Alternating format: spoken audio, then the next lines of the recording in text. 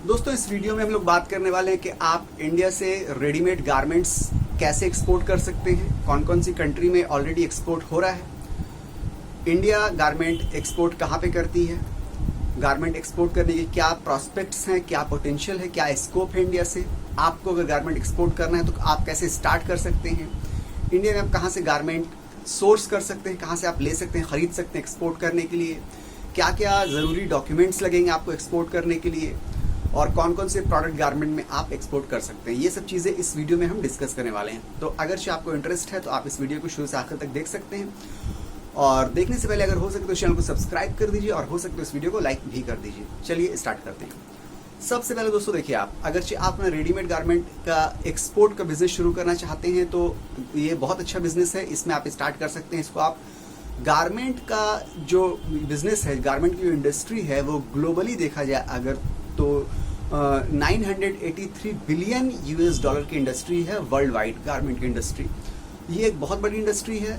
कपड़ा अगर देखा जाए तो हर इंसान कपड़ा पहनना पसंद करता है, नए नए कपड़े खरीदना पसंद करता है, इसलिए ये इंडस्ट्री जो है और भी ज़्यादा बढ़ गई है। ठीक है, तो अब रहा सवाल ये कि गारमेंट के अंदर क्या क्या आता है। गारमेंट, रेडीमेड गारमेंट के अंदर हर वो चीज़ आती है जिसको इंसान जो पहनते हैं हम लोग, वो सब गारमेंट, रेडीमेड गारमेंट कहलाता है। तो आप अगर बोला जाए गारमेंट एक्सपोर्ट करना, तो आप उसमें क्या क्या एक्सपोर्ट कर सकते हैं, या सबसे ज़्यादा क्या एक्सपोर्ट होता है गारमेंट में। आप एक्सपोर्ट कर सकते हैं कॉटन टी शर्ट्स एक्सपोर्ट कर सकते हैं, जीन्स एक्सपोर्ट कर सकते हैं, आप कॉटन शर्ट्स एक्सपोर्ट कर सकते हैं, सिल्क की शर्ट एक्सपोर्ट कर सकते हैं, आप ट्राउजर्स एक्सपोर्ट कर सकते हैं, आप कॉटन ट्राउजर्स एक्सपोर्ट कर सकते हैं, हाफ पैंट्स एक्सपोर्ट कर सकते हैं जिसको शॉर्ट्स भी बोलते हैं, बॉक्सर्स बोलते हैं, वो आप एक्सपोर्ट कर सकते हैं। ठीक है, इसके अलावा आप ब्लेज़र एक्सपोर्ट कर सकते हैं, क्योंकि वेस्टर्न कंट्रीज़ में आमतौर से लोग ब्लेज़र पहनते हैं, वहाँ ज़्यादा सर्दी होती है, ज़्यादा ठंडक वहाँ होती है, तो वहाँ पे लोग जो है आमतौर से ब्लेज़र भी पहनते हैं, तो ब्लेज़र को भी आप बहुत ज़्यादा एक्सपोर्ट वहाँ पे कर सकते हैं। ठीक है,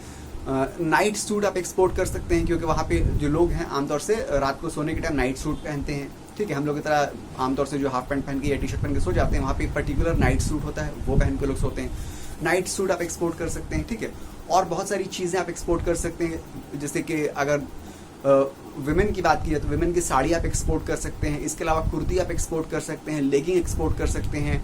विमेन का जो ये शलवार जंपर या फ्रॉक शलवार जो होता है, काम किया हुआ एम्ब्रॉयडरी का काम होता है, बहुत सा जरदोजी का काम होता है, ये सब आप एक्सपोर्ट कर सकते हैं। ठीक है, इसके अलावा और भी बहुत चीज़ें आप अंडर गारमेंट जो है वो एक्सपोर्ट कर सकते हैं, जैसे कि सॉक्स हो गया, या पैंटीज़ हो गई, या वेस्ट हो गई जिसको हम लोग गंजी बोलते हैं, जो अंदर पहनते हैं कपड़ों की, वो एक्सपोर्ट हम लोग कर सकते हैं। ठीक है, तो अंडरवेयर हो गई, ये सब चीज़ अंडर गारमेंट के अंदर आती है, ये सब चीज़ आप एक्सपोर्ट कर सकते हैं। इसके अलावा अगर बात की जाए, आप ट्रैक पैंट एक्सपोर्ट कर सकते हैं। हमने हाफ पैंट बताया था, बॉक्सर बताया था, उसके अलावा ट्रैक पैंट जो है वो भी आप एक्सपोर्ट कर सकते हैं। ठीक है, इसके अलावा नेक टाई भी आप एक्सपोर्ट कर सकते हैं। तो ये सब चीज़ें जो हैं, जितनी भी चीज़ें आपको लगता है, आप जो सोच सकते हैं, तमाम चीज़ें जो पहनने की, सब की सब आप वहाँ पे एक्सपोर्ट कर सकते हैं। बहुत सी चीज़ें ऐसी होती है जो इंडिया में ज़्यादा नहीं चलती, हम लोग ज़्यादा यूज़ नहीं करते हैं, जैसे कि ब्लेज़र है, ये हम लोग सिर्फ सर्दी के मौसम में ही पहनते हैं, या फिर ओकेजनली सर्दी में भी कहीं जाना होता है, ख़ास तौर से किसी पार्टी वगैरह में या किसी ऑफिशियल मीटिंग में, तो ही हम लोग ब्लेज़र पहनते हैं। मगर वेस्टर्न कंट्रीज़ में आमतौर से लोग ब्लेज़र पहनते हैं, तो ब्लेज़र बहुत ज़्यादा एक्सपोर्ट आप कर सकते हैं। इसके अलावा नाइटीज़ अभी हमने कहा, रात के टाइम सोने के टाइम वहाँ पे ट्रेडिशन है कि वहाँ पे हर लोग नाइटी पहन के ही सोते हैं, नाइटी आप बहुत ज़्यादा एक्सपोर्ट कर सकते हैं। ठीक है, टी शर्ट्स बहुत ज़्यादा एक्सपोर्ट आप बहुत ही एक्सपोर्ट कर सकते हैं, जीन्स वहाँ बहुत ज़्यादा पहनी जाती है, वो आप बहुत ज़्यादा एक्सपोर्ट कर सकते हैं। इसके अलावा अब ब्रॉड कैटेगरी की अगर बात की जाए, ये तो प्रोडक्ट वाइज था, अब कैटेगरी की बात की जाए तो आप मेंस वेयर एक्सपोर्ट कर सकते हैं। मेंस वेयर के अंदर जितनी भी चीज़ें आती हैं सब की सब आ जा रही हैं, चाहे वो फिर टी शर्ट हो, चाहे वो जीन्स हो, या उसके अंदर शर्ट भी आ जा रही है, ब्लेज़र आ जा रहा है, कोट आ जा रहा है। ठीक है, ये तमाम चीज़ें आप एक्सपोर्ट कर सकते हैं।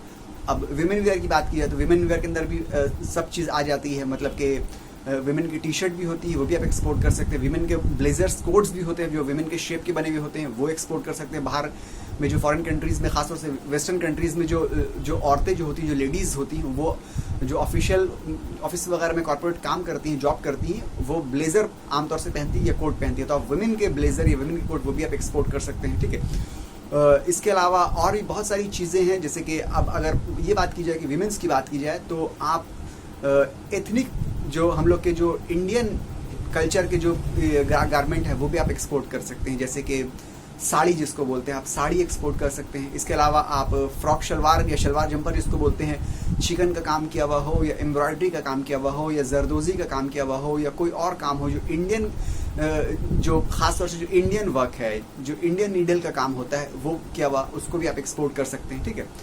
इसके अलावा किड्स वेयर जिसको बोलते हैं वो भी आप एक्सपोर्ट कर सकते हैं। चिल्ड्रन के, बच्चों के जो कपड़े होते हैं वो भी आप एक्सपोर्ट कर सकते हैं, उसकी मार्केट बहुत बड़ी है। ये सब तमाम चीज़ें जो है आप गारमेंट के अंदर में आती हैं। इनमें से आप कुछ भी, कोई भी एक सेगमेंट या कोई भी एक प्रोडक्ट आप उठा के आप उसके ऊपर काम कर सकते हो, उसको आप एक्सपोर्ट करने की कोशिश कर सकते हैं। अब सबसे पहले ये सवाल पैदा होता है कि गारमेंट एक्सपोर्ट क्यों करें? गारमेंट तो तकरीबन हर कंट्री में बनता है, तो फिर एक्सपोर्ट करने की क्या ज़रूरत है? जैसे देखिए, गारमेंट हम लोग के इंडिया में बनता है, फिर भी इंडिया से जो गारमेंट है चाइना से हम लोग इम्पोर्ट करते हैं, बहुत से हम लोग थाईलैंड से इम्पोर्ट करते हैं। ठीक है, गारमेंट बनता है हम लोग वहाँ, फिर हम लोग बांग्लादेश से भी इम्पोर्ट करते हैं, बांग्लादेश में हम लोग एक्सपोर्ट भी गारमेंट करते हैं, चाइना में भी एक्सपोर्ट करते हैं, थाईलैंड में भी एक्सपोर्ट करते हैं। तो हर जगह गारमेंट बनता है, फिर भी इम्पोर्ट भी होता है एक्सपोर्ट भी होता है। ठीक है, अब बात की जाए कि आपको एक्सपोर्ट गारमेंट क्यों करना चाहिए। देखिए, गारमेंट का एक ऐसा बिजनेस है जो कभी ख़त्म नहीं होगा। जब तक इंसान जिंदा है वो कपड़े पहनेगा, तो कपड़ों का बिजनेस कभी भी ख़त्म नहीं होने वाला। अगर आप इस बिजनेस में आप एंटर कीजिएगा, अगर यहाँ पे आपकी मार्केट बन गई, तो समझ लीजिए लाइफ टाइम तक आपकी जनरेशन टू जनरेशन ये जो है आपका बिजनेस चलता रहेगा। ये बिजनेस कभी भी ख़त्म नहीं होने वाला है, जो गारमेंट का खास तौर से बिजनेस है। तो अब बात की जाए कि गारमेंट इंडिया से हम लोग एक्सपोर्ट जो करेंगे तो वो लोग वहाँ पे क्यों खरीदेंगे। देखिए, सबसे पहली वजह ये है कि इंडिया में लेबर कॉस्ट बहुत ज़्यादा कम है। लेबर कॉस्ट कम होने की वजह से फॉरेन कंट्रीज़ के जो, खासतौर से वेस्टर्न कंट्रीज़ के जो या डेवलप्ड कंट्रीज़ के जो लोग हैं, बायर्स हैं, वो यहाँ के कंट्रीज़ को, खासतौर से इंडिया, बांग्लादेश, चाइना और पाकिस्तान वगैरह जैसी कंट्रीज़ है, वियतनाम, थाईलैंड जैसी कंट्रीज़ है, इनसे वो लोग माल आमतौर से खरीदती है। क्योंकि यहाँ पे जो है ना, हम लोग की तरफ लेबर कॉस्ट बहुत कम है। यहाँ पे एक लेबर अगर आप देखिए वो 500 रुपये में या 1000 रुपये में सारा दिन आपका काम करके दे देगा। मगर अगर आप अमेरिका की या यूरोप की बात कीजिए तो वहाँ पे लेबर कॉस्ट बहुत ज़्यादा हाई है। तो यही वजह है कि यहाँ से वो लोग काम करवाते हैं, क्योंकि यहाँ पे लेबर कॉस्ट कम है। उसके अलावा दूसरी वजह ये है कि यहाँ पे इंडिया में ख़ास तौर से कॉटन बहुत ज़्यादा पैदा होता है। इंडिया जो है largest cotton producing country in the world है। हिंदुस्तान में सबसे ज़्यादा कॉटन पैदा होता है और कॉटन के ही गारमेंट बनते हैं। कॉटन से टेक्सटाइल बनता है, फाइबर्स बनते हैं, टेक्सटाइल बनता है, उसके बाद उसके गारमेंट बनते हैं। तो कॉटन के गारमेंट के आज भी पूरी दुनिया में सबसे ज़्यादा डिमांड है और कॉटन सबसे ज़्यादा पैदा इंडिया में होता है। इसलिए हम लोग इंडिया के हैं, हम लोग के पास कॉटन इतना ज़्यादा है, कॉटन के हम लोग के पास फैब्रिक है, गारमेंट है, तो कॉटन से हम लोग गारमेंट बना के रेडी करके उसको हम लोग एक्सपोर्ट कर सकते हैं और कॉटन गारमेंट की पूरी दुनिया में सबसे ज़्यादा डिमांड है। अब बात करते हैं सिल्क की। कॉटन के बाद जो सबसे ज़्यादा गारमेंट बनता है वो सिल्क से बनता है। सिल्क की बात की जाए तो भी इंडिया जो है सिल्क के प्रोडक्शन में सेकंड आता है। पूरी दुनिया में India is the second largest silk producing country है। तो क्योंकि यहाँ पे सिल्क भी सबसे ज़्यादा पैदा होता है, तो सिल्क के गारमेंट भी बन सकते हैं सबसे ज़्यादा। और कॉटन के बाद अगर किसी चीज़ की गारमेंट की सबसे ज़्यादा डिमांड है तो वो सिल्क की है। तो ये एक बाई नेचर इंडिया को एडवांटेज मिली हुई है कि यहाँ पे कॉटन से ज़्यादा पैदा होता है, सिल्क से ज़्यादा पैदा होता है, लेबर कॉस्ट यहाँ पे कम है। तो इसका फ़ायदा उठा के हम लोग जो है इंडिया से बहुत ज़्यादा टेक्सटाइल को या रेडीमेड गारमेंट को एक्सपोर्ट कर सकते हैं और बहुत ज़्यादा प्रॉफिट हम लोग यहाँ पे जनरेट कर सकते हैं। प्रॉफिट बहुत ज़्यादा इसलिए हो जाएगा क्योंकि अगर आप अमेरिका जाइए आप या यूरोप जाइए तो आप वहाँ पे देखिएगा एक एक टी शर्ट आपको $35-40 में आपको एक टी शर्ट मिलती है आमतौर से। जो नॉर्मल होगी वो $30 में मिलेगी आपको और $1 ₹75 के बराबर होता है इंडियन रुपीज़ के हिसाब से अगर बात की जाए।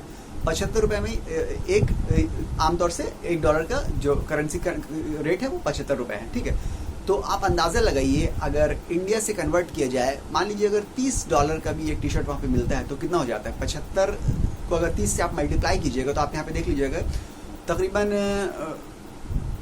2000 रुपये के आसपास एक टी शर्ट वहाँ पड़ जाएगी अगर आप इंडियन रुपीज़ में कन्वर्ट कर दीजिएगा तो इतना ज़्यादा गैप जो है प्राइस में, इतना ज़्यादा बीच में गैप है प्राइस का। तो इंडिया से आप बेस्ट क्वालिटी की टी शर्ट भी अगर आप बना के एक्सपोर्ट कीजिएगा तो भी आपको अच्छे से अच्छी प्राइसिंग मिल जाएगी। इससे आपका भी फ़ायदा होगा और जो वहाँ पे इंपोर्ट करेगा उसका भी फ़ायदा होगा, क्योंकि आपको ये भी देखना है कि आपकी चीज़ कोई बायर खरीदेगा तो अपने यूज़ के लिए तो नहीं खरीदेगा, वो वहाँ पे उस चीज़ को बेचेगा।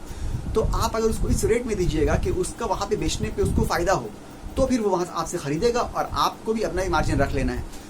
तो एक चीज़ मान लीजिए वहाँ पे ऑलरेडी $30 में एक टी शर्ट मिल रही है, अगर आप यहाँ पे टी शर्ट रेडी करने के बाद सब कुछ कंप्लीट करने के बाद बहुत ज़्यादा प्रॉफिट रखने के बाद भी आप उसको अगर सेल कीजिएगा तो भी वो अच्छी खासी अपनी प्रॉफिट मार्जिन रखने के बाद वहाँ पे सेल कर पाएगा।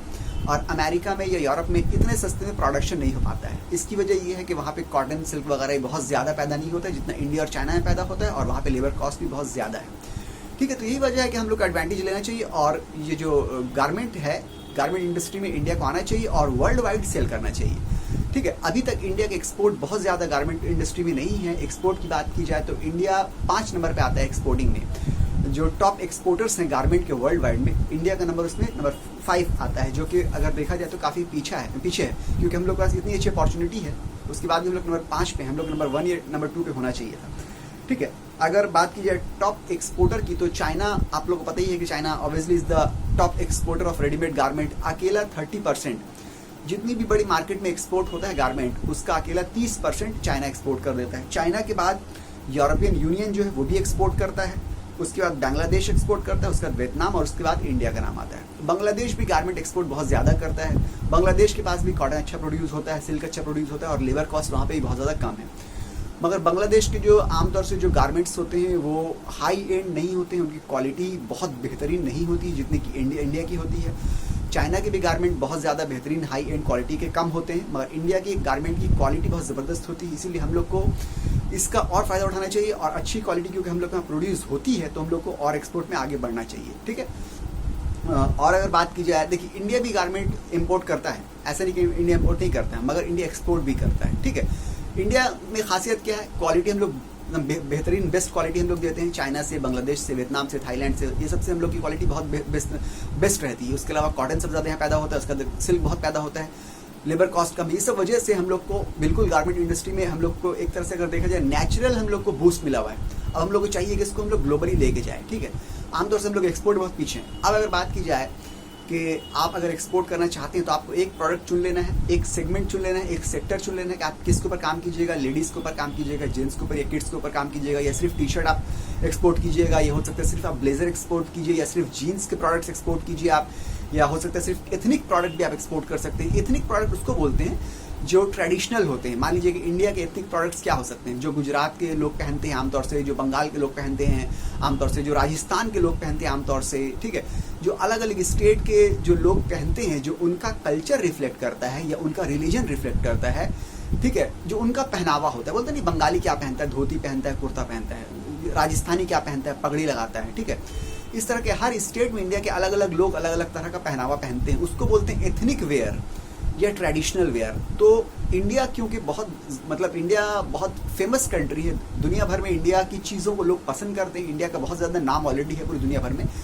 इंडिया के जो एथनिक प्रोडक्ट्स हैं वो लोग पहनना पसंद करते हैं, और अगर मान लीजिए मिसाल के तौर पे अगर उनकी 2 रुपये कीमत है तो वो लोग 20 रुपये देके उसको खरीदना पसंद करते हैं और उसको शौक से लेना पसंद करते हैं। क्योंकि कोई भी चीज़ अगर इंसान शौक से खरीदता है, जैसे कि मिसाल के तौर पे हैंडीक्राफ्ट ले लीजिए, छोटी सी चीज़ है, बहुत कम पैसों में बनी है, मगर वो शौक के मारे आदमी खरीदता है तो उसके कई गुना ज़्यादा भी कीमत दे देता है, क्योंकि शौक से जो चीज़ आदमी खरीदता है ना, उसके पैसे आदमी दिल खोल के दे देता है। तो ये एथनिक वेयर जो है, ये ट्रेडिशनल वेयर जो इंडिया का है, वो लोग शौक से खरीदते हैं। अगर आप एथनिक वेयर एक्सपोर्ट करिएगा तो आपको बहुत ज़्यादा प्रॉफिट मार्जिन इसके मिल सकते हैं इंडिया के बाहर। ठीक है, खासतौर से यूरोपियन कंट्रीज़ में इंडिया के जो एथनिक वेयर्स हैं उनकी बहुत ज़्यादा ऑलरेडी डिमांड बनी हुई है, तो आप उसको भी एक्सपोर्ट कर सकते हैं। ठीक है, साड़ी इंडिया के हर स्टेट में अलग अलग अपने अपने टाइप की साड़ी मिलती है। ठीक है, बंगाल में भी अलग तरह की साड़ी है, गुजरात में अलग तरह की साड़ी है, बनारसी साड़ी है। तो आप चाहे तो साड़ी को पकड़ सकते हैं कि साड़ी ही आपको एक्सपोर्ट करना है। कोई भी एक आप प्रोडक्ट चुन लीजिए, प्रोडक्ट का सेगमेंट चुन लीजिए, उसके ऊपर आप काम कर सकते हैं। एक साथ मेरे ख्याल से सब चीज़ के ऊपर काम करना पॉसिबल नहीं होगा, और वो एडवाइजेबल भी नहीं है। कोई भी आप सोच लीजिए,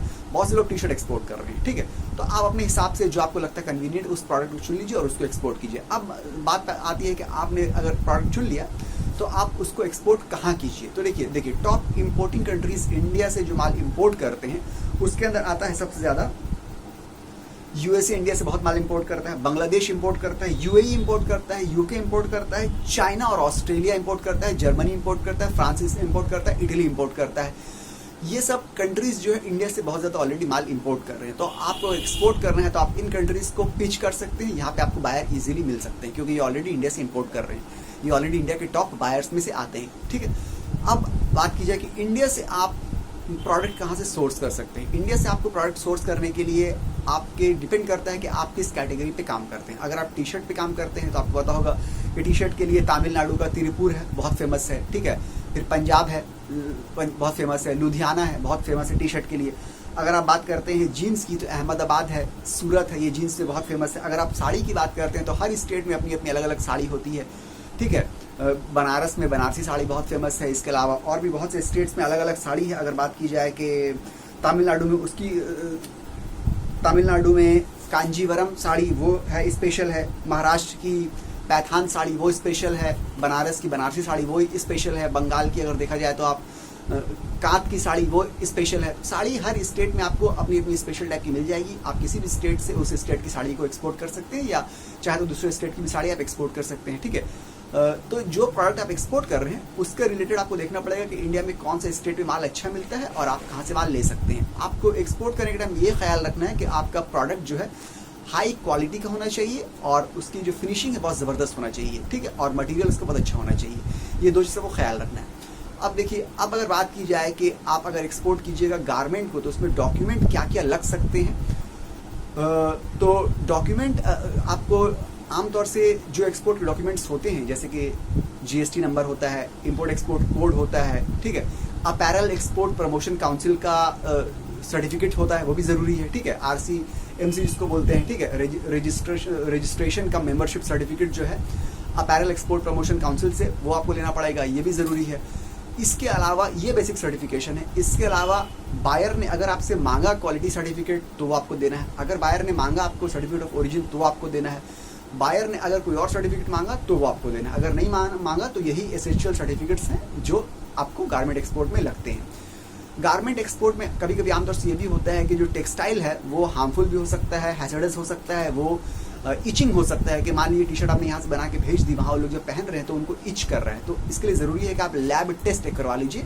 मगर फिर वही बात है कि अगरचे आपके बायर ने लैब टेस्ट की डिमांड की तो ही आप करवाइए, नहीं डिमांड की तो आप पैसे दे दीजिए। आमतौर से तरीका ये है कि आपको उसको एक सैंपल भेजना पड़ता है बायर को। बायर आपका सैंपल देखेगा, उसको देख के समझेगा, अगर उसको अच्छा लगा तो वो आपको ऑर्डर देगा। उसके बाद वो साथ साथ बोलेगा कि हमको इसका क्वालिटी टेस्ट सर्टिफिकेट चाहिए, ओरिजिन सर्टिफिकेट ऑफ ओरिजिन चाहिए, ये चाहिए। तो जो जो सर्टिफिकेट वो बोलेगा आपको आमतौर से वो सर्टिफिकेट ही उसको देना है। तो बेसिकली यही सब चीज़ें हैं जिसके ज़रिए आप गारमेंट का एक्सपोर्ट जो अपना शुरू कर सकते हैं। कोई बहुत बड़ा काम नहीं ना, आपको सिर्फ सबसे पहले बायर ढूंढना है। बायर ढूंढने के बाद उसको एक सैंपल देना है। सैंपल अप्रूव जब वो करेगा तो साथ साथ वो अपने कंडीशंस बता देगा कि ये हमको चाहिए है, ये क्वालिटी टेस्ट हमको चाहिए है। क्वालिटी टेस्ट आमतौर से थर्ड पार्टी का होता है, वो रिकमेंड कर देता है कि इस पार्टी से हमको क्वालिटी टेस्ट चाहिए है। वो जो सर्टिफिकेट बोलेगा आपको दे देना है उसको, ठीक है, आमतौर से यही होता है। उसके बाद आपको क्वालिटी टेस्ट वगैरह करवाने के बाद आपको एक्सपोर्ट का डिस्पैच कर देना है। अब बायर ढूंढना एक काम है। बायर आप कैसे ढूंढिएगा, तो बायर ढूंढने में आपको, जैसे कि हम अपनी हर वीडियो में बताते हैं, आप सबसे पहले चले जाइए जो अगर आप किसी कंट्री को टारगेट कर रहे हैं कि पर्टिकुलर इस कंट्री पे हम एक्सपोर्ट करेंगे। मान लीजिए आपने सोच लिया कि हम टी शर्ट एक्सपोर्ट करेंगे और कहाँ इंपोर्ट करेंगे, सिर्फ हम यूनाइटेड स्टेट्स ऑफ अमेरिका में एक्सपोर्ट करेंगे। तो एडवाइजेबल है कि यूनाइटेड स्टेट्स ऑफ अमेरिका में जो इंडियन एम्बेसी है आप उनको मेल कीजिए, उनसे आप बात कीजिए, उनको बोलिए कि हमको बायर लिस्ट दीजिए, हम यहाँ पे टी शर्ट एक्सपोर्ट करना चाहते हैं। या चैम्बर ऑफ कॉमर्स जो यूनाइटेड स्टेट्स में है, इंडियन चैम्बर ऑफ कॉमर्स, वो आपको बायर की लिस्ट दे देंगे। कभी कभी ये पेड भी होता है, कभी कभी फ्री भी देते हैं, आमतौर से पेड ही होता है। वहाँ पे जितने भी बायर मिलेंगे, या फिर आप ये भी कर सकते हैं कि अपैरल एक्सपोर्ट प्रमोशन काउंसिल जो है उनसे भी आप हेल्प ले सकते हैं, वो भी आपको जो है बायर ढूंढने में मदद कर सकते हैं। तो ये जो बायर्स होंगे ना, ये 100% वेरीफाइड और ऑथेंटिक होंगे। ये बायर एकदम बिल्कुल बिना शक के आप इनसे बिजनेस कर सकते हैं। आपको वेरीफाई करने की बैक एंड से दोबारा जरूरत नहीं पड़ेगी, क्योंकि ये आपको ऑथेंटिक सोर्स से मिल रहे हैं और ये बायर ऑलरेडी जो है इंडिया से माल खरीद रहे हैं और इनका एक अच्छा रेपुटेशन ऑलरेडी बना हुआ है। इन बायर्स को अगर आप पेश कीजिएगा, मान लीजिए आपको 1000 बायर की लिस्ट मिल गई आपको, आप उनको पेश कीजिएगा तो इसमें आप आराम से 2-3 भी अगर आप कन्वर्ट कर लीजिएगा तो 2-3 बायर ही आपको इतने बड़े बड़े मिल सकते हैं कि जिनसे आपका रेगुलर बिजनेस एक फ्लो में आ जाएगा। तो ये बायर बहुत ज़्यादा परेशानी नहीं है कि बायर कहाँ से मिलेगा। बायर तो आपको मिल जाएगा। बायर को पिच करना, बायर को कन्वर्ट करना, उसको कन्विंस करना, ये आपका एक काम होगा। और उसको आप सैंपल भेजिए, सैंपल ऐसा भेजिए कि बहुत अच्छा क्वालिटी को देख उसको पसंद आ जाए, और जो सैंपल भेजिए वही आप माल भी डिलीवरी कीजिएगा, ठीक है। तो ओवरऑल यही था कि एक्सपोर्ट आप कैसे गारमेंट, रेडीमेड गारमेंट के एक्सपोर्ट इंडिया से आप कैसे स्टार्ट कर सकते हैं वर्ल्ड वाइड। तो ठीक है, अगर आपको वीडियो अच्छी लगी तो प्लीज़ लाइक कर दीजिए, चैनल को सब्सक्राइब कर दीजिए। मिलते हैं अगले वीडियो में, जब तक के लिए गुड बाय।